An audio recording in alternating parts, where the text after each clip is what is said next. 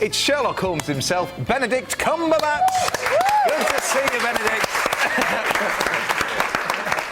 No expense spared there. I love it. Benedict, so many people think your name is not your middle name, it's a stage name. But actually, it's your real name, and you doubted, or you were kind of... I think it must have been one of the only actors that's ever played this role that has a name sillier than himself. But it's my family name. But you didn't always know. No, I started out with my name. dad's acting name, which is his middle name, and my middle name as well, Carlton.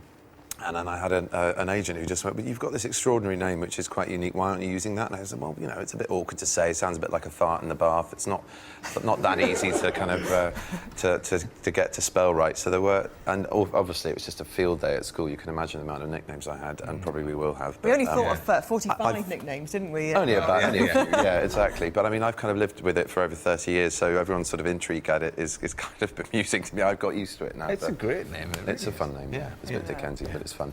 We're looking forward to chatting to you. We were just chatting there, Benedict, because you often think about the families of the victims, but never really those that have offended. But it's something that you've actually looked into for a role. Yeah? Well, there's a fantastic book that I read a while back for a film I did about a very temperamental and violent relationship between two brothers. Actually, so it was violence within the family. Yeah. And it was a book about a serial killer in America and his coming to terms with that and writing very fluently and openly about his relationship with him and growing up with him. And it's a powerful subject, and it is very disturbing, and I think it's important for it when families are brave enough to speak about it and be honest about it, for us to try and glean some understanding of how this could happen and how someone could get into the state where that's the action they take. I mean, it's incomprehensible, but to have any understanding for it, speak to the people close to it them. might help, you know, to sort of prevent it in the future. One would hope, anyway.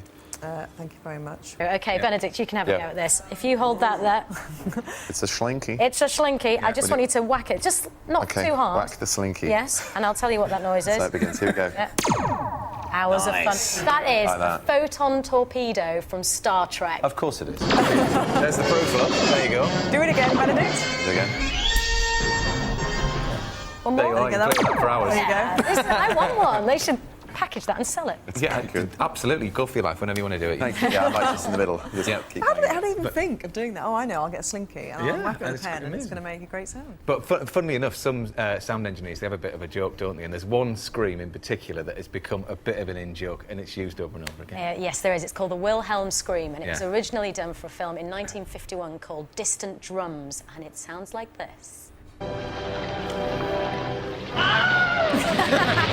Have you heard of that before, Benedict? No. There's a famous scream in King Kong. I can't remember. It's the same one.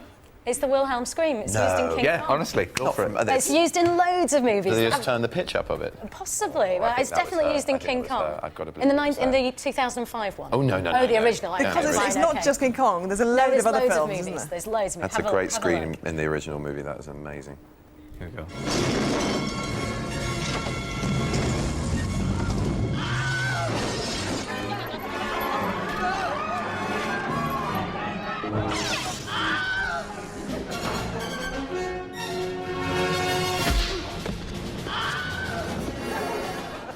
Even in Batman Returns. That's brilliant. All afternoon we've been listening to it. And it's just an in-joke, isn't it? Because, I mean, the fact that those screams are used for completely different events It's as in well. It's in Gremlins, Kill Bill, as Shrek, Toy Story. Men and women, dogs and cats. Everybody. Get some screaming in Sherlock. No, well, yeah, you're going to do a Steven Spielberg's soon, aren't you? With Yeah, and he used it, so, yeah. Watch out for that, the Wilhelm Scream. That's the one. Anyway, very good.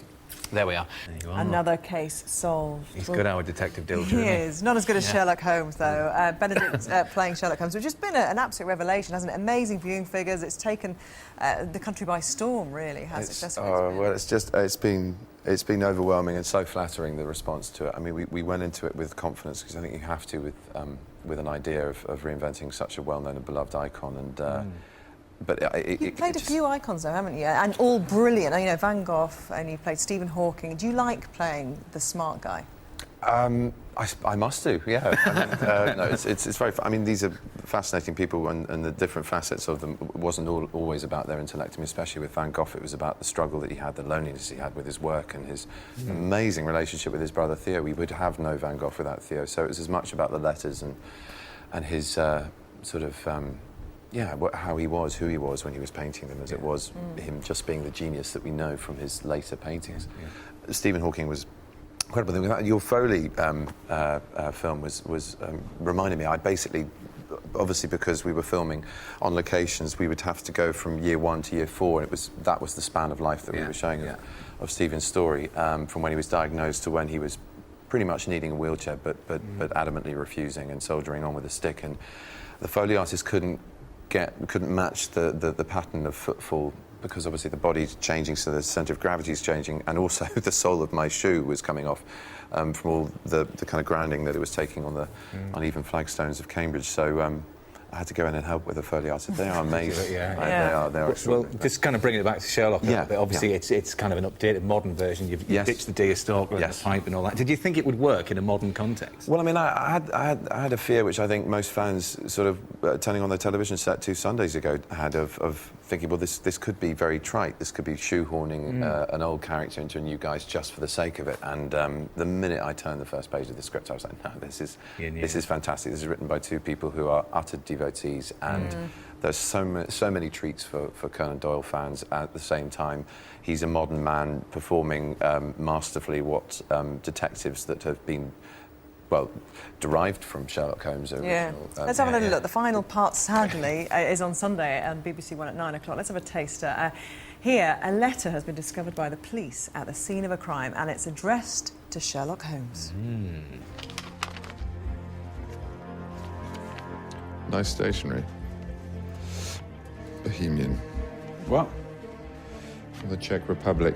No fingerprints? No. He's used a fountain pen, Parker Duofold iridium nib. She? Obviously. Obviously. Honestly, you're such a cracking character that you play him. I mean, you know, it's been a huge success. Is there going to be any more, do you know? Or? Oh, I really hope so. They'd be mad not to have more. I think people have really enjoyed this, so it's just hopefully a question of when. And you'd be up for it, obviously. Oh, hell yeah. Good to know. Good to know. Super. Good stuff. And we looked at the Carry On films yesterday, and of course, My mum was in a couple of them. Carrying Up She the was in a Khyber. few Carry On films. Here she is in There Up she the is. Khyber. Beautiful. She's gorgeous. She looks like a young Elizabeth Taylor, doesn't she? Wanda Ventham. Wanda Ventham. Oh, Wanda Ventham was your mother? She still is. Oh, really? Really? There you go. It's wonderful how things last, isn't it, really? That is all that we've got time for tonight. Michael, a big thank you for coming in. Thanks ever so much, Benedict, as well. And we do, of course, look forward to the final Can't episode wait. on